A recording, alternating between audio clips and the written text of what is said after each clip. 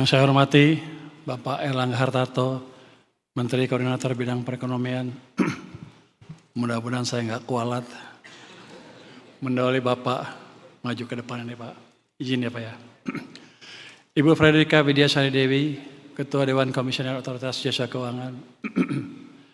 Bapak Hasan Fauzi, Kepala Eksekutif Pengawas Pasar Modal, Keuangan Derivatif, dan Bursa Karbon Otoritas Jasa Keuangan. Ibu Lolita Liliana,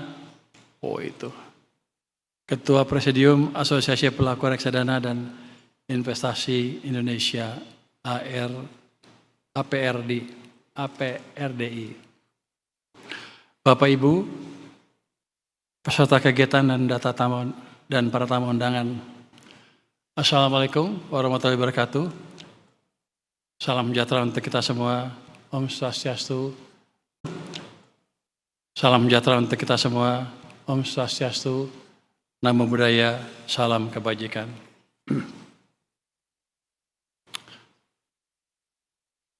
Pertama-tama, marilah kita panjatkan puji syukur kehadirat Allah Tuhan Yang Maha Esa. Karena atas rahmatnya kita semua hadir dalam momentum penting ini, yaitu peluncuran program investasi terencana dan berkala atau pintar reksadana. Saya juga ingin menyampaikan apresiasi kepada Otoritas Jasa Keuangan, Asosiasi Pelaku Reksadana dan Investasi Indonesia, dan seluruh pihak terkait yang telah mempersiapkan dan menyelenggarakan kegiatan ini dengan baik. Kita berkumpul pada hari ini dalam sebuah momen krusial bagi sejarah pasar modal kita. Pertemuan ini bukan sekedar sosialisasi, regulasi, atau peresmian program kerja institusi, melainkan sebuah pernyataan sikap bahwa Indonesia siap membangun ekosistem keuangan yang tangguh, berintegritas, dan inklusif. Melangkah ke depan, arah pembangunan kita sudah sangat jelas. Presiden Prabowo Subianto dalam Astacita telah meletakkan fondasi yang kokoh. Jika kita telah Astacita, khususnya poin kedua yang mendorong kemandirian bangsa, maka pendalaman pasar keuangan nasional menjadi syarat mutlak dan tidak bisa ditawar. Bosan ya? Baik, bahasa jelas sekarang kita. Saya sudah dengar istilah pendalaman pasar modal sejak tahun 2000 sampai sekarang nggak dalam-dalam. Mungkin kita pakai cangkul yang salah, nggak dalam-dalam tuh, ya kan? Maka sekarang dibuat program pintar. Saya nggak tahu ini bisa bagus apa enggak. Tapi yang jelas dari pemerintah kita siapkan fondasi ekonomi yang baik, membaik terus dari waktu ke waktu. Kita sedang mendesain pertumbuhan ekonomi yang lebih cepat dan lebih cepat lagi. Dan saya, Pak Erlangga, tidak main-main dalam hal itu. Kalau zaman dulu banyak sekali pembangunan yang lambat, sekarang Pak Erlangga diberi kekuasaan oleh Bapak Presiden untuk menangani semuanya. Nanti kalau lambat kita salahin Pak Erlangga. Tapi enggak, kekuatan sekarang diserahkan ke satu kelompok, satu satgas yang bisa menyelesaikan semua keterlambatan yang ada di sistem perekonomian. Jadi kalau sebelumnya pertumbuhan ekonominya ya 5%, 5,5% dari sedikit, ke depan kita akan tumbuh lebih cepat lagi. Triwulan kemarin kita tumbuh berapa? 5,39. Triwulan pertama mungkin akan tumbuh 5,5 ke atas. Triwulan kedua juga seperti itu. Di tengah gejolak ekonomi global yang gak jelas itu, kita bisa mampu menciptakan pertumbuhan domestik yang cukup baik. Dan ini yang akan terjadi terus ke depan. Biasanya pergerakan bursa atau saham tergantung pada pergerakan fundamental ekonominya. kalau ekonominya bagus terus, walaupun sekarang banyak berita negatif yang jelek-jelekin saya katanya. Tapi saya tahu betul, yang kita jalankan nggak main-main. Reformasi kita perbaiki, reformasi betulan. 3 bulan pertama tuh pajak saya tumbuh 20%. Nanti akan lebih. Bea cukai juga direformasi, yang lain juga kita reformasi dengan cepat. Sekarang program pembangunan pemerintah dimonitor oleh Pak Erlangga, harusnya akan lebih cepat lagi. Ceteris paribus, dengan keadaan yang sama, tanpa reformasi industri yang berlebihan, kita bisa tumbuh 6% dengan hanya menghidupkan private sector dan government sector saja. Itu modal awal. Belum lagi nanti kita rubah struktur ekonominya secara bertahap. Jadi pertumbuhan 8% mungkin orang-orang bilang terlalu tinggi, tapi kalau untuk saya sudah hampir kelihatan nanti 2 tahun, 3 tahun lagi Anda udah ngeliat tuh angka 8% udah nyundul-nyundul ke atas. Artinya prospek pasar saham kita juga akan naik dengan signifikan. Cuman begini, kan nggak semua penduduk atau masyarakat kita punya waktu untuk melihat saham dari hari ke hari. Sebagian kerja profesional ini dan itu. Kalau gitu, gimana caranya mereka bisa menikmati pertumbuhan ekonomi dan yang nggak langsung di pasar saham itu? Yaitu ya menyerahkan ke ahlinya. Ahlinya dalam hal ini adalah pengelola fund ya, fund manager dalam bentuk reksadana, bisa macam-macam. Kalau takut ya reksadana apa, mata uang yang pendek ya. Agak berani dikit reksadana obligasi, berani lagi dikit reksadana saham. Nanti kalau udah nggak ada kerjaan, udah pensiun, udah saking jagonya, bolehlah main saham sendiri. Tapi dalam keadaan seperti sekarang, ketika bapak-bapak, ibu masyarakat masih sibuk, kasihlah ke ahlinya. Jadi asosiasi ini ya, apa namanya? APRI itu suatu wadah yang bagus. Asal dikontrol aja Bu. Jangan sampai mereka juga main-main. Asal mereka dikontrol dengan baik, itu suatu tempat yang paling aman bagi masyarakat untuk menaruh uangnya dengan aman. Kan di sana juga dievaluasi setiap tahun kan, ada rankingnya dan lain-lain. Dan kalau yang jelek pasti dikasih peringatan ya Bu ya. Kalau yang main-main berhentiin aja Bu. Jadi aturan akan dijalankan dengan tegas.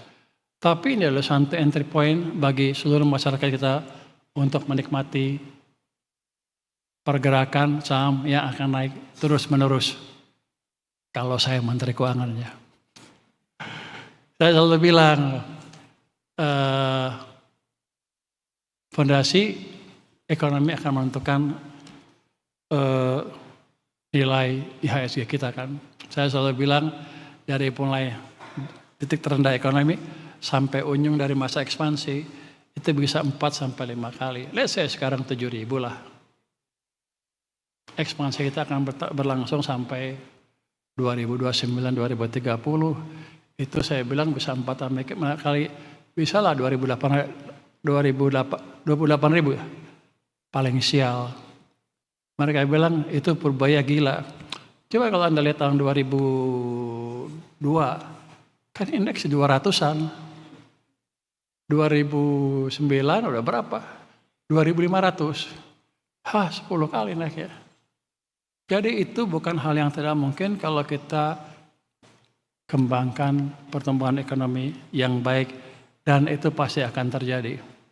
Sekarang juga banyak Gen Z yang berinvestasi di pasar modal kan, sekitar 57%. Kalau Gen Z biasanya so tahu, kayak saya lah. Main. Gak apa-apa kalau dibekali ilmu yang cukup.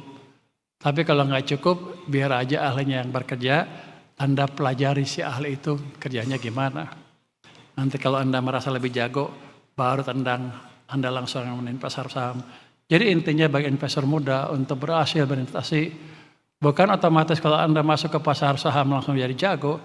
Anda pelajari dulu pengetahuannya, baru nanti Anda bisa untung lebih tinggi dari profesional-profesional yang di pasar modal atau yang di asosiasi ini. Kalau Anda memang jago. Tapi kalau enggak, ikutin aja dulu sambil belajar. Program pintar adalah jawaban atas risiko. Jadi berinvestasi selalu ada risikonya. Katanya high risk, high gain. No risk, no gain. Low risk, low gain. Selalu ada itu. Kalau Anda nabung di bank, itu bukan dihitung investasi. Karena aman, risikonya tinggal di banknya aja.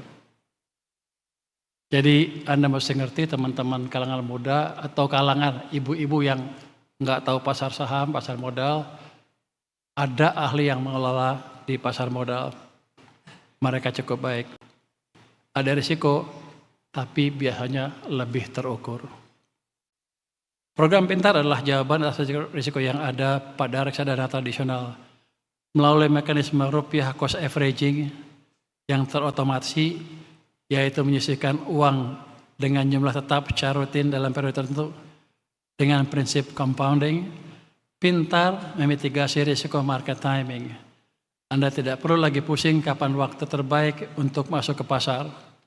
Pintar membuat kita juga untuk berdisiplin, berinvestasi secara rutin, sehingga harga perolehan investasi kita menjadi rata-rata yang optimal dalam jangka panjang. Kalau dalam ilmu pasar modal, ilmu finance, ada yang bilang pasar itu nggak bisa ditebak, itu random walk. Jadi kalau sebagian dari sini dia taruh aja, hold sampai berapa tahun kemudian sampai mature, itu juga baik karena mereka bilang kita nggak bisa nebak kapan harga naik, kapan turun. Sebetulnya kalau yang jago bisa, tapi yang jago cuma sedikit. Jadi anggapnya semuanya nggak tahu reksadana, biar mereka mainkan. Jadi investasi dalam hal seperti ini ditaruh di ahlinya, biar mereka kelola. Kalau mereka ngaco, biar OJK yang hukum, ya Bu ya. Ada penggelapan, kita masukin penjara. Ini adalah investasi yang pintar, menggunakan teknologi untuk menghilangkan hambatan psikologis, memitigasi risiko volatilitas, dan memastikan bahwa setiap rupiah yang kita sisihkan setiap bulan bekerja secara maksimal untuk masa depan kita. Masih ada. Saya pikir udah habis. Bapak dan Ibu sekalian, teknologi aja nggak cukup. Teknologi tanpa integritas adalah resep menuju bencana. Kepercayaan adalah mata uang tertinggi di pasar keuangan. Jadi teman-teman yang terlibat dalam memanage uang juga harus hati-hati. Sekarang saya ikut ngawasin. Kalau ada macam-macam, saya hajar Anda. Walaupun Ibu Ketua OJK dulu yang hantam ya. Tapi saya nggak akan lepaskan Anda dimanapun Anda berada kalau Anda main-main. Integritas adalah hasil harga mati. Dengan pasar yang bersih, investor domestik akan merasa aman, dan investor global pun akan melihat Indonesia sebagai tujuan investasi yang kredibel. Mari kita jadikan pekan reksadana ini sebagai momentum untuk memperkuat perencanaan keuangan kita. Berinvestasilah untuk impian Anda, berinvestasilah untuk kemandirian ekonomi bangsa kita, dan jangan takut. Sekarang pengawasan di pasar modal sudah diperbaiki dan investasi Anda di pasar modal kita dijamin keamanannya. Dalam pengertian nggak ada lagi tuh yang maling-maling uang Anda atau manipulasi harga yang gak jelas sehingga pada akhirnya Anda semua merugi. Pasar modal kita sudah memperbaiki integritasnya dengan baik. Ke depan inilah tempat yang aman untuk berinvestasi. Terima kasih. Wassalamualaikum warahmatullahi wabarakatuh.